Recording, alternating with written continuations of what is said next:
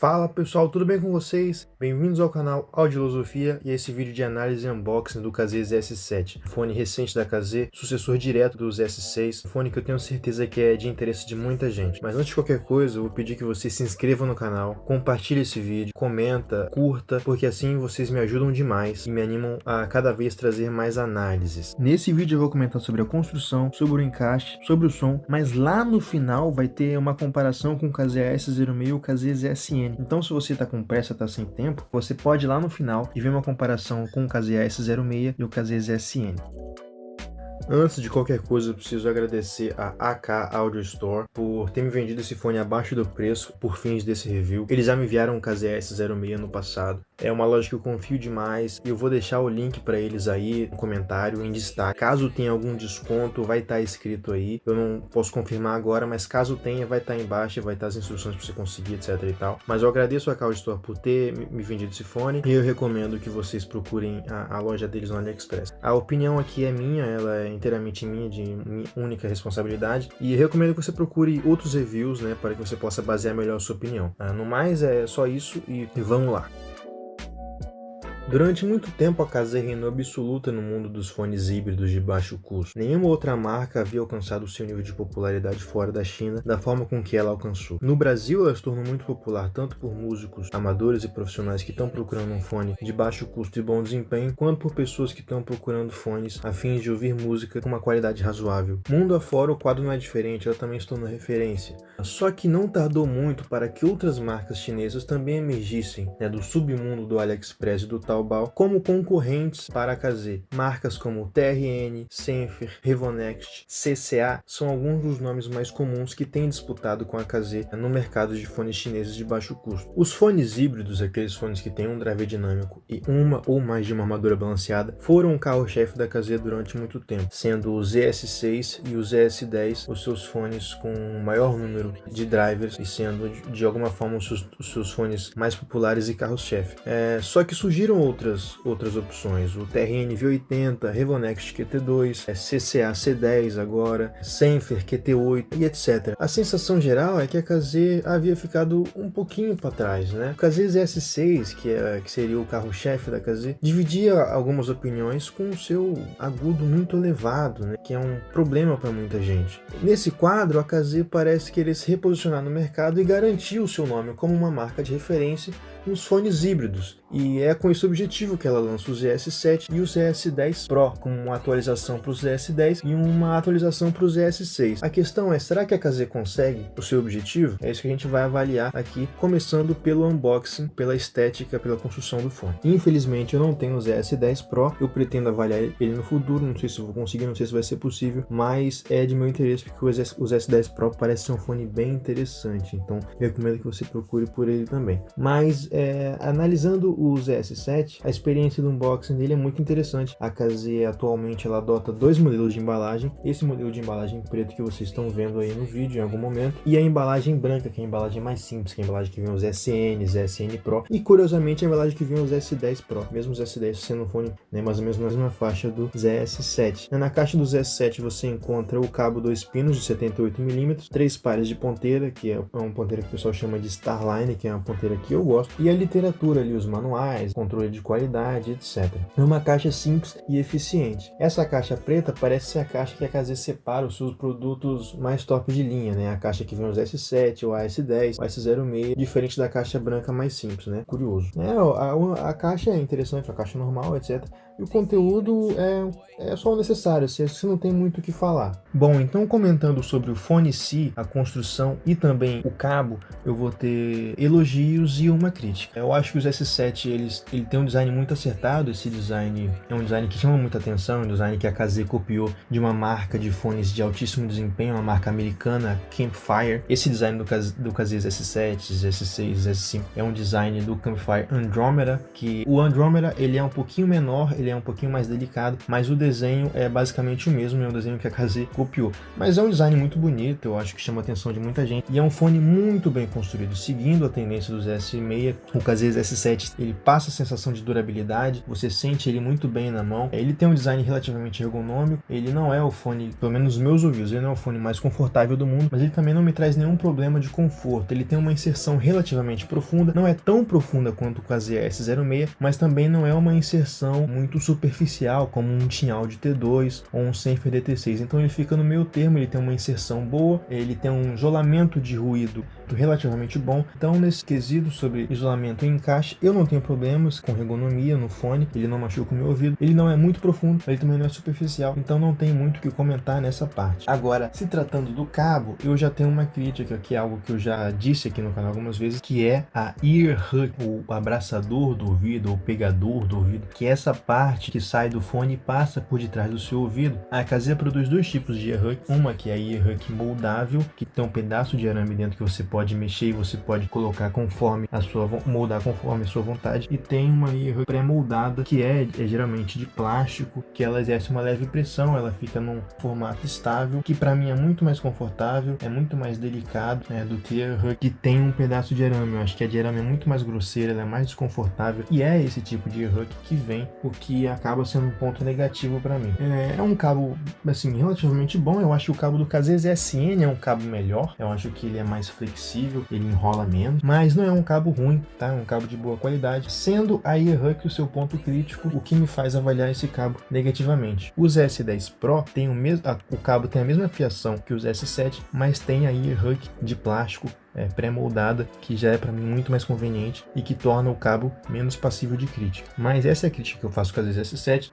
Questão de construção, ele é muito bom, ele tem um peso na mão, você sente que ele é um fone robusto, e eu não tenho grandes críticas quanto a isso, só mesmo o cabo.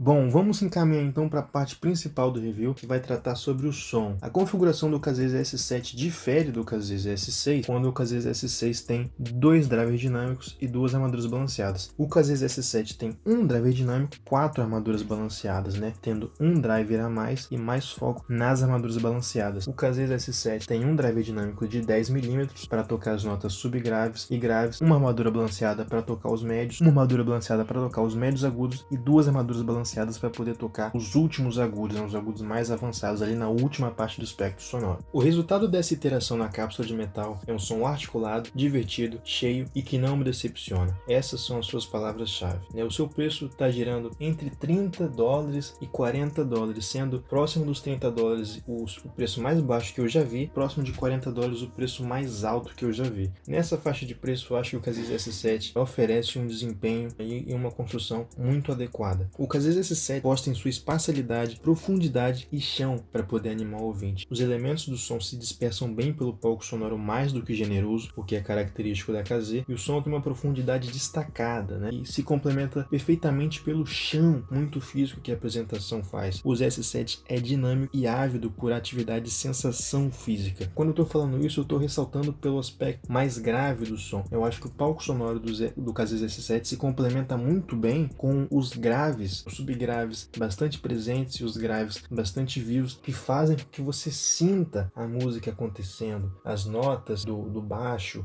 acústico, ou então na música eletrônica, no hip hop, tudo isso soa muito dinâmico e muito localizado pelo palco sonoro. Isso traz uma sensação de dinâmica na música muito forte. O som tem uma marca assim articulada e espacial. A sua assinatura sonora está entre um V e um U, com a extremidade dos graves com excelente extensão, os últimos agudos não muito fortes como o KZ S6 era. Pelo contrário, os últimos agudos eles têm até um roll-off bem gentil e não deve oferecer problema. O som começa no subgrave com extrema vitalidade, os graves continuam desenvoltos até chegar nos médios graves, ainda levantados, em um caimento que chega até os médios ali, que é o vale do som, que é a parte menos destacada, com alguma coloração nas vozes masculinas, né, que acontece pelo fato dos graves estarem levantados. Não existe vazamento significativo dos graves para os médios, né, o driver dinâmico tem uma uma velocidade adequada, tem uma definição muito boa, os graves são bem levantados, mas eles têm uma capacidade técnica de preservar a qualidade do som bastante significativa para um Kazé. Nesse sentido, eu dou um destaque para isso. Os graves bastante vivos trazem uma quentura para o som acaba se tornando um pouquinho mais eufônico, que geralmente os Kazés soam. Os médios agudos, eles são levantados para poder fazer frente aos graves, quer dizer, as vozes femininas, as vozes mais agudas, os detalhes das músicas, eles são bem levantados ali na região dos médios agudos, mas eles não são tanto quanto são num Kazé ZSR ou num Kazé ZSN, por exemplo, que tem um grave mais seco e acaba dando mais destaque para os médios agudos. No ZS7, isso acaba se casando muito bem com os graves, e o Kazé ZS7, surpreendentemente, acaba sendo um Kazé quente. Ele acaba sendo um Kazé que dá um destaque para as notas mais eufônicas, mais do que você espera num Kazé, mesmo os médios agudos sendo ainda bem levantados. Ele é um Kazé que se aproxima mais do Kazé ZS10 do que o Kazé ZS6, se você tem como referência. Então, ele tem um sentido mais musical na sua apresentação, e ele faz isso muito bem. Eu acho que esse é um fone que tem uma resolução muito boa, e é isso que eu quero destacar aqui, porque a assinatura dos Kazé, ela é quase sempre parecida, mas a capacidade que o Kazé ZS7 tem de posicionar os instrumentos no palco sonoro, essa dinâmica, essa sensação física que o som tem, é uma qualidade particular do Kazé ZS7 que acaba dando destaque para esse fone e que o torna, para mim, assim, sem muita dúvida, o melhor Kazé que eu já ouvi. Eu digo isso assim, sem muito pesar na consciência. Eu acho que fica até um pouco claro para mim quando eu vi o Kazé ZS7 que é o melhor Kazé que eu já ouvi. Eu acho que o que se deve comentar sobre o som é basicamente isso. Os médios, apesar de recuados, são dos melhores médios que eu já pude ouvir num Kazé. Se comparando ao Kazé S06, que foi o último Kazé que eu pude ouvir, eu acho que eles mantêm uma claridade, mesmo frente aos graves muito fortes, tá? Eu acho que eles mantêm uma compostura, isso é uma qualidade tanto dos graves que são controlados, muito fortes, mas bem controlados para um Kazé. E aí os médios, eles mantêm um brilho, muito contaminados por esses médios agudos mais avançados que trazem, um brilho, de certa forma, para as vozes, etc., para os elementos centrais da música, que fazem com que o Kazé mantenha uma resolução muito boa e mantenha médios que não se descaracterizam. Os médios, eles são mais distantes, tanto pelo balanço tonal, quanto pelo palco sonoro, que acaba tornando as vozes um pouquinho mais distantes, mas mesmo com os graves muito fortes, os médios não se descaracterizam muito, eles mantêm uma compostura muito boa. Agora, sobre os agudos mesmo, quer dizer, as últimas notas do espectro sonoro, pratos de bateria, essas notas muito brilhantes mesmo, o Kazé ZS7 acaba sendo bastante controlado. Nesse aspecto, ele se assemelha mais ao Kazé ZS10 do que qualquer outro Kazé. Ele não é um fone muito brilhante, tá? Ele não é um fone que tem muito foco nos agudos, ou depois dos médios agudos, ele se mantém bem controlado em roll-off progressivo, e nesse sentido, você não deve se preocupar. O Kazé ZS7 não é muito brilhante. Não é um som escuro, pelo contrário, é um som bastante vivo, mas é um som bem controlado nesse aspecto. As baterias soam muito bem, em ataque, caimento, elas têm um brilho correto, mas não são muito destacadas. Elas se mantêm bem controladas ali, dando o brilho necessário, mas não se tornando destaque do som em momento algum. Mas você não pode confundir os agudos de fato, as últimas notas do agudo, com os médios agudos. Os médios agudos são sim avançados, como é de praxe em um fone em V, como é de praxe em um Kazé, e o Kazé S7 não muda essa tendência, apesar de não ser sibilante para os meus ouvidos.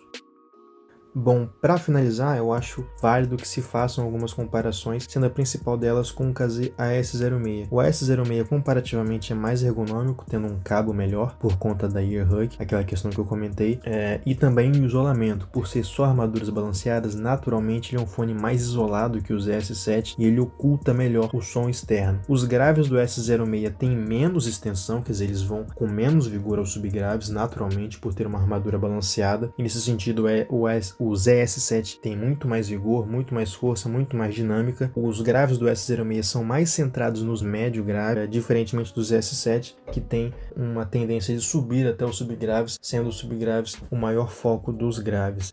O S06, por ser um grave de armaduras balanceadas, mantém um bom desempenho, mesmo tendo um foco maior nos médio graves, porque são graves mais rápidos, eles não pedem a definição. Mas o S7 também é um grave muito controlado, nesse sentido, e por ter uma dinâmica maior, uma extensão maior, são graves muito melhores para mim. Os médios dos S7 surpreendentemente soam mais naturais do que o S06 e têm menos tendência a sibilância. Os agudos do S06 são mais destacados do que os S7, sem que os S7 em nenhum momento soe apagado. No geral, os S7 para mim oferecem um desempenho melhor, perdendo no design e usabilidade. Os S7 têm um palco sonoro mais amplo, mais dinâmico e muito mais definido do que o S06, que é mais fechado e um pouquinho mais confuso.